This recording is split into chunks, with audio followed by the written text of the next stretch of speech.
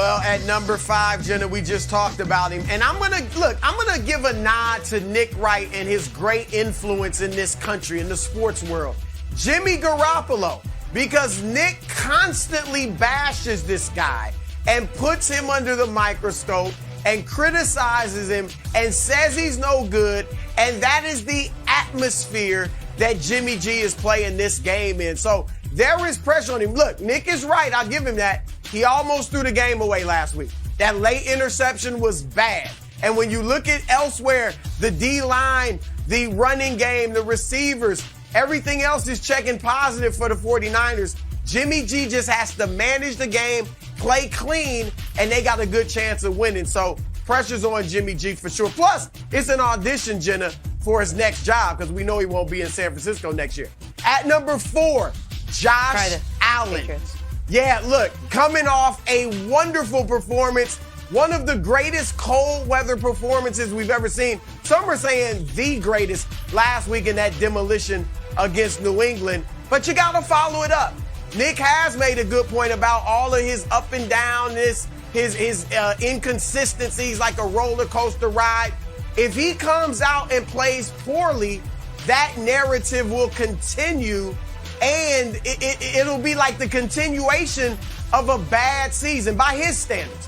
Not a bad season overall, but not what we expected from him in the regular season, and if he plays poorly this weekend in the playoffs.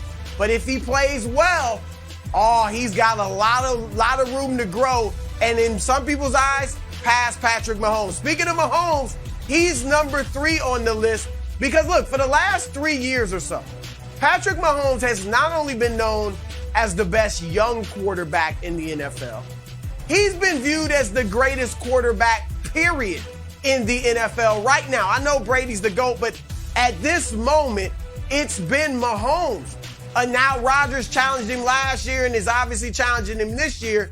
But if Mahomes loses this game and doesn't play well, not only will he not be viewed any longer as the best quarterback in the league, but some will say he's not even the best young quarterback anymore. They could give it to Josh Allen. Let's see what Joe Burrow does. So there are challengers to his throne, if you will, as the greatest young quarterback. So this weekend will be a referendum on that as well. Number 2, Matthew Stafford. Yeah, great win. Got your first playoff win last week. You played well.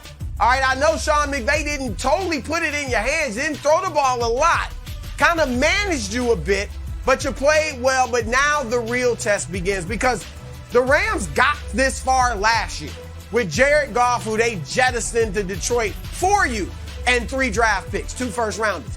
So you have to come out and win this game to justify that trade, at least in the present, because they didn't give all that up to get to the same spot they got to last year. Matthew Stafford, this is on you. Similar to the Niners. Defense looked stout last week. Running game is back with Cam Akers and Sony Michel. We know the receiving core is arguably the best in the league. It's on Stafford. And at number 1, guys, on this Bud list is our man, Aaron Rodgers. Of course. All right. Aaron Rodgers, look, it's going to be great for him to win his fourth MVP. I believe that's second all time to Peyton Manning. It'll be great, especially second straight MVP. But the only way for him to really, truly enhance his legacy is to win a Super Bowl. That's it. That's what we're looking for. You've gone 13 wins. This is your 3rd straight year. And not a trip to the Super Bowl. And I know you still got another game to play after this one. But if you lose not to Tom Brady at home, but you lose to Jimmy G at home, to a wild card team at home, when you've got some of your defensive players coming back, you're fully healthy, you got the best receiver in the league, we're going to start looking at Aaron Rodgers like awesome quarterback, no doubt. But why couldn't he win more in the postseason? So Aaron Rodgers, you are number 1 on the Bud. Yeah, they got to win this week.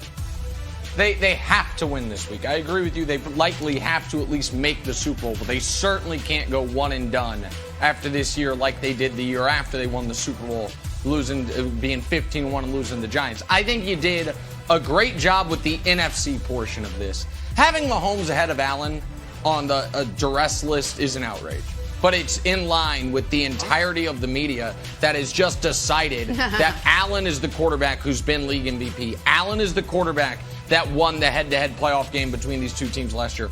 Allen is the quarterback that's been to a Super Bowl and won it. It's unbelievable how little equity Mahomes evidently has built up, but that's fine. Listen, nobody believes in the Chiefs. They're a clear underdog. I get it.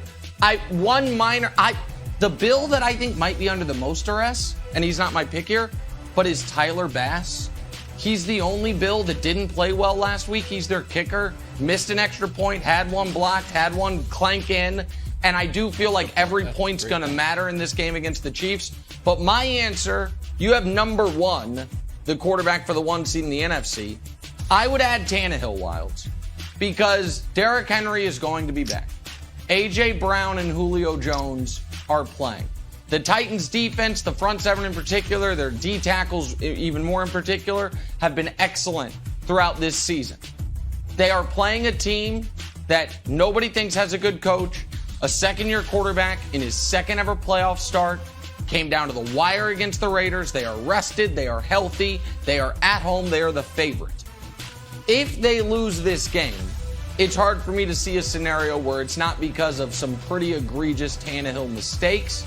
Nobody has believed in the Titans all year, even though they beat the Chiefs, they beat the Bills. They have 4 wins this year against teams left in the playoffs, which is remarkable when you think about it, but nobody respects them.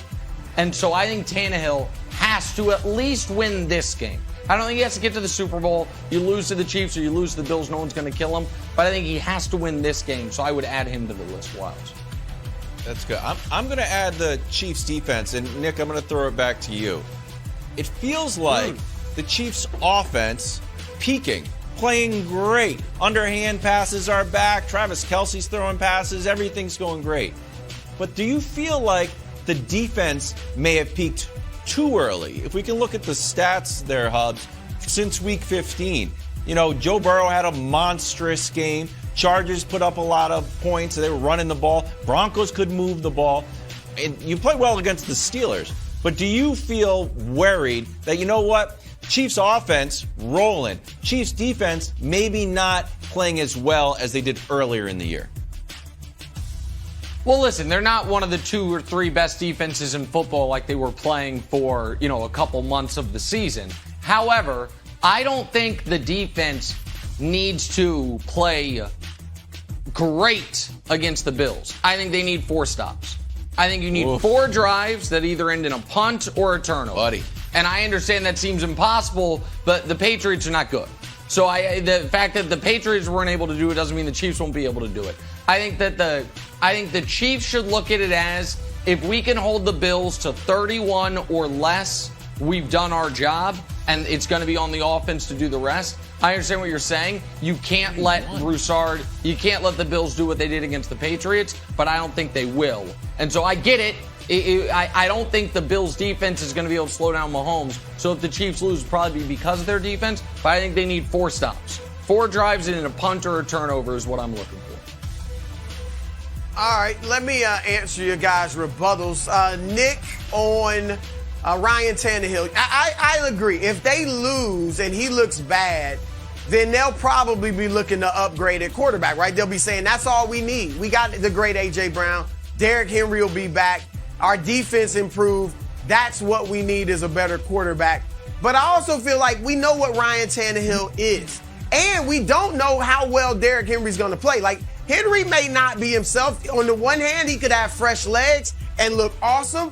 On the other hand, he could be rusty and still a bit injured and not play well. So I think that's a big factor in this as well. So some of this too, Nick, is expectations.